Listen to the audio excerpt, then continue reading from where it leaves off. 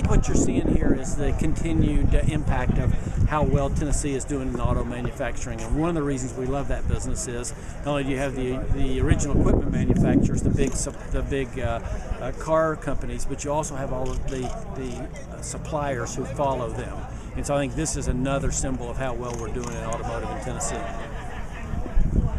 So with that, I will stop and take questions on this. What are you going to do with guns and parts?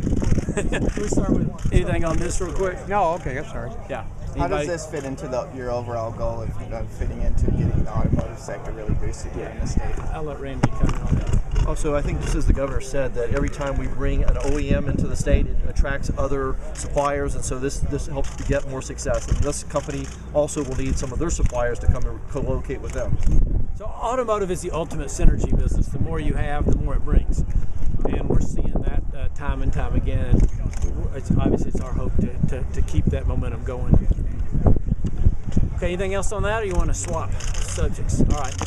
You're probably free. Yeah, go ahead. Guns and parts. The bill's passed. What do you think? So we haven't actually gotten the bill, so I won't have a comment on our decision yet. We are still obviously reviewing it. The language, as you know, was changing up until the last, and we actually should get the signed bill, we think, sometime this week.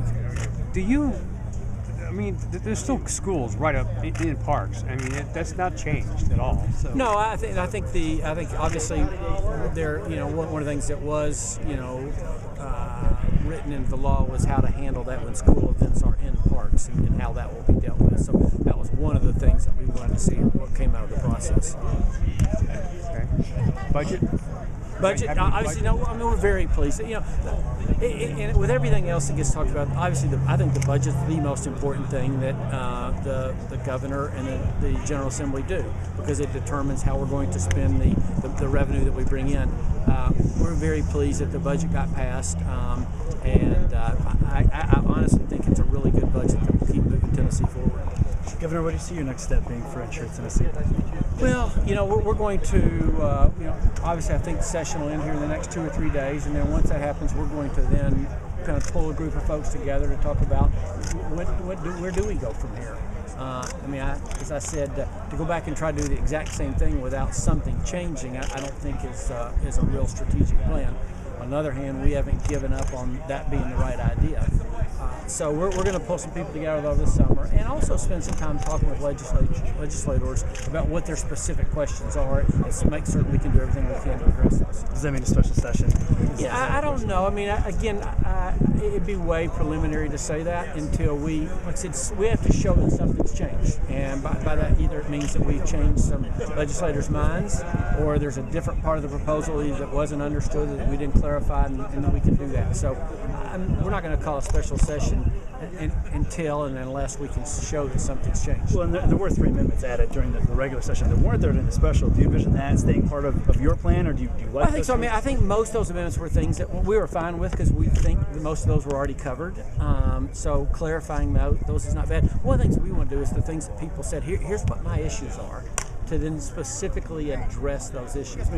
We were obviously hamstrung when legislators were saying, well, you haven't brought us a signed deal, but our hands were tied by what they had passed the year before, saying you can't take any official action without our approval. So we had this catch-22 of we can't go get the approval, and them saying, well, until you have it written, until you have a written agreement, we can't approve it. So we want to talk through issues like that about exactly where we are. Do you regret saying that I'll do this, but I'll do it with their approval? Well, there's been a lot of talk about it. It was going to happen one way or another because it had to be a part of the budget. And so there was all the people who say, well, you should have just gone ahead and done it before they passed the bill. That was never going to happen because the legislature had to approve it as part of the budget, even if there were no Tennessee dollars involved. You had a pretty big advertising campaign heading into the election this last year for the constitutional amendment regarding judges. Why didn't you do anything like that with Insure Tennessee, or do you envision doing something like that in the future? Well, we'll see. Different case, right? So there was a popular vote on the judges, and so that was open to all Tennesseans. This was obviously a much more narrow focus in terms of the 132 state legislators. So I don't know that a TV campaign would have had the same sort of impact to do that. Obviously, though, one of the challenges for us to go out and communicate what I think people feel out there in Tennessee, and connect that to how legislators will vote on this. I mean, we're hearing, constituents saying that our lawmaker thinks that this is Obamacare. Obviously, you've said many, many times that this isn't. Is there no benefit to? No, I think there's that. I mean, I think that the concern they have is if I get in a primary race and somebody says he voted for Obamacare, they want to be able to show the distinction. And I think that's one of the things we'll work really hard over this summer is to show here's why this is different. I think there's a lot of people also have said, well, we want the federal government just to block grant Medicaid to us. Well, I would like that too. I've been asking for that since day one, but I would, and it hasn't happened. But I will say this: I think one of the things we have to do is show that what we're doing is not all that different than what we would do if they did block Medicaid to us. Do you have a preference about what happened with Legislative Plaza, the Cordell Hall building, all that over there? We're in the middle of those discussions. We've obviously made a commitment as an administration to keep the Cordell Hall building, and now we're trying to figure out what the best use is. The legislature's a part of that discussion. Has CMS's position changed at all given the delay? I don't think it has. I mean, we're in conversations with them. They've had some change in personnel. They just named a new, director of, vice director of CMS today. We've been working with them in the past, but we continue to have those conversations as well as I talk periodically with the secretary as well, just to say here's where we are and anything that they can do to help us in terms of communicating. As a Republican, do you think it was a good idea to bail out GM? It's an interesting.